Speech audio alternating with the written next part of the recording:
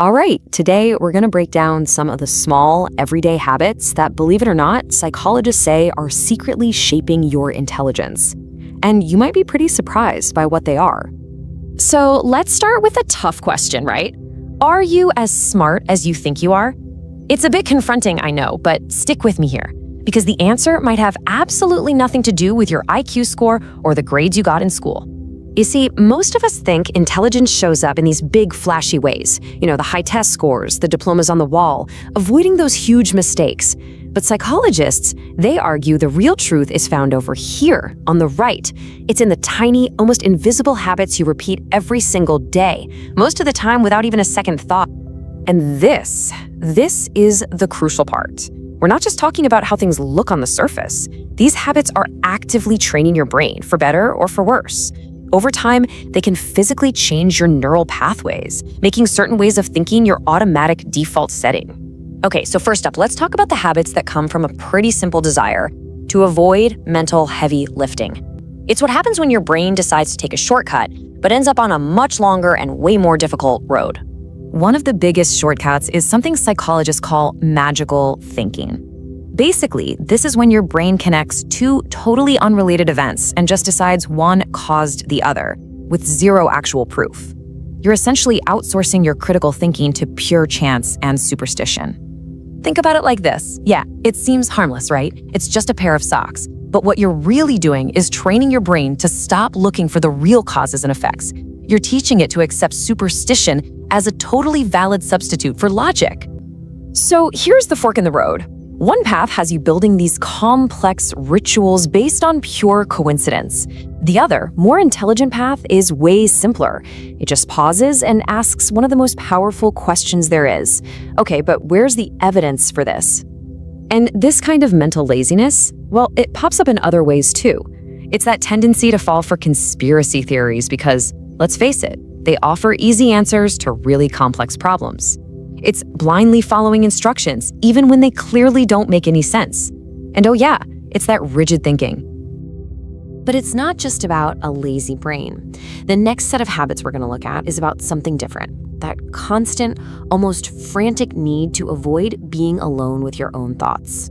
And what's so interesting is just how normal these avoidance tactics seem, right? We fill the air with small talk. We endlessly scroll through our feeds. We fill every quiet moment with some kind of noise.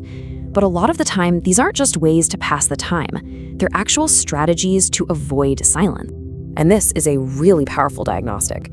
Intelligent minds actually use solitude. They use that quiet time to reflect, to process information, to solve problems. But if silence makes you anxious, if it sends you scrambling for your phone, psychology suggests you're not actually being social. You're hiding from your own mind. And this whole avoidance thing, it's powered by the instant gratification loop. It all starts with a feeling, maybe boredom, maybe discomfort. You immediately reach for a quick fix, which gives you that tiny little hit of dopamine. So what's the result? You're literally training your brain that the best way to handle any discomfort is with an immediate, effortless reward. And that just kills your patience and your ability to tackle any real long-term goals. Okay, on to our third category of habits. This one is a little tricky. This is all about when your own ego becomes the biggest obstacle to your own intellectual growth. So the core idea here is the famous Dunning-Kruger effect, and it's a wild paradox. The less you know about something, the more confident you are that you're an expert.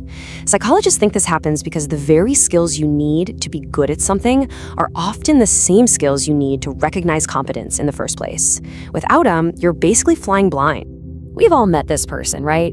They totally dominate conversations, they're always interrupting, and they just project this aura of absolute certainty. But if you actually listen carefully, you realize their arguments are hollow. They're just using volume to mask a total lack of substance. And I mean, the difference in behavior here is just stark. Fake intelligence interrupts. True intelligence listens to actually process the information. Fake intelligence dismisses new ideas out of hand. True intelligence explores them. And maybe most importantly, when faced with something they don't know, fake intelligence hides it, while true intelligence has the confidence to just say, you know what? I don't know. So, after identifying all of these habits, the really big question is, what now? Well, this final part is all about turning this knowledge into action. It's about consciously rewiring your brain. And this is, without a doubt, the most important message. None of this stuff is fixed. Your intelligence isn't some score you were born with. It's really just a reflection of your daily practices, and you have the power to change those practices starting, well, right now. And hey, if you want proof of just how much habits matter, just look at sleep. Get this, just one night of poor sleep impairs your memory, your attention, and your decision-making to a degree that's comparable to being intoxicated. Seriously, intelligent people don't see sleep as a luxury. They see it as a non-negotiable tool for peak mental performance. So here are 3 simple but super powerful changes you can make. First, guard your sleep. Treat it like a treasure. That means a cool, dark, quiet room. Second, get in the habit of asking for evidence, especially from yourself. Challenge your own automatic assumptions. And third, practice solitude. Just start with 5 minutes a day. No phone, no distractions, just you and your thoughts. See what comes up. Ultimately, it all comes back to this one idea. It's not about your genetics. It's not about your diploma. It's about the small, invisible choices you make hour after hour, day after day.